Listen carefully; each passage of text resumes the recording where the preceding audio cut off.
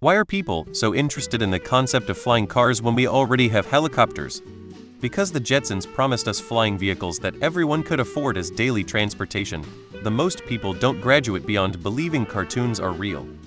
Because a helicopter is a very different vehicle from a currently existing automobile that would, in this hypothetical situation, be able to fly. And most people aren't remotely interested in this in the first place. When was the last time you parked your helicopter in your driveway? The flying car promised by sci-fi and future predictions is one that can float in the air without a propeller, wings, expenditure of a huge amount of energy, piloting skills, complex machinery with multiple levels of redundancy, specialized safety certifications, or anything else that is required for current aircraft that makes them massively expensive and inaccessible to the general public. So basically some sort of cheap and super reliable anti-gravity system. We just don't have that, and there is no indication that it's coming anytime soon. The idea of a car is that everyone has one. Helicopters are only the rich. Blades of death mostly. Helicopters with wheels aren't flying cars, they are driving helicopters. It has to do with the history of science fiction, specifically with the concept of anti-gravity. The idea is actually almost as old as science fiction itself. If we have antimatter, maybe we could also find anti-gravity? It was an idea several scientists played around with, and sci-fi authors jumped at this, because the possible existence of anti-gravity would solve a lot of problems with interplanetary travel. We could accelerate a spaceship to almost the speed of light without squishing the crew into a fine paste, and we can create artificial gravity, which allows us to film a space movie on Earth without having to simulate a zero-G environment.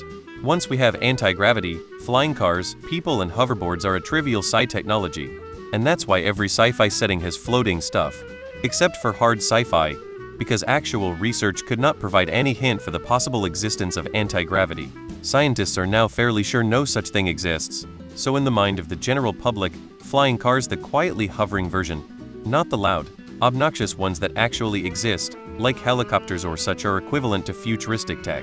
But alas, it seems we will never have them. The idea of flying cars is that they'll be accessible and purchasable eventually at the same sort of price as cars are now. Helicopters are prohibitively expensive for most people.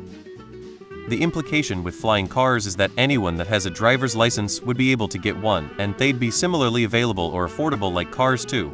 Seeing how people drive their cars proves that this is a concept well beyond science fiction and traverses into fantasy. We have flying cars. No one can afford one. Just upsized drones, including on-board controls. Anyone want to front me a few million? I'll build you a prototype. What I don't get is that once you have a flying car, why would you ever drive it on a road? Because we will need to start stacking traffic lanes on top of each other. It will take incredible feats of engineering to maintain separation. Jetpacks would be better than flying cars. Less collateral damage from crashing. Helicopters expensive and confusing. Cars much more accessible and familiar. You'll never get to fly a helicopter, but I bet I could fly a car, you know, if that was a thing. BTTF made them look so cool. Thanks for the feedback, peeps. Makes a lot of sense. People want to believe in a flying car that feels as safe as driving. Driving is actually much more dangerous than flying, but that's another discussion. Also, the smallest, cheapest helicopter you can operate that isn't a homebuilt is a Robinson R-22. Their operating costs are roughly $400 per hour. I don't imagine people are going to be thrilled with a flying car that would cost them a large mortgage every week to operate. Do you have a helicopter? Because they are not exactly affordable or practical for everyday use, they are big, expensive, require specialist maintenance, and even more specialist pilot training. Whereas the concept of a flying car would be that they are available to all sort of small enough to park at home, drive on the street when not in flying mode, easy to maintain, and also requiring not much more training than regular driver training. For all these reasons, I really can't see them ever taking off, pun intended, no matter the technological advancements, unless they are self-flying taxi-like vehicles. One thing which seems to always be a feature of them is rotors, for vertical lift obviously. But these are hugely inefficient and massively dangerous when in proximity of people, the whole comedy slicing and dicing effect. I think efforts and investment should be better put into advancing cheap and available mass transit instead. Because you can drive it too.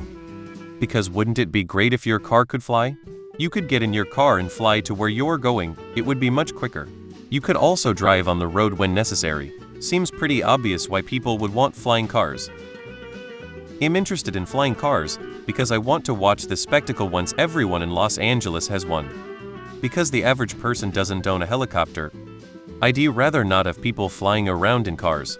People are dangerous enough in regular cars as it is.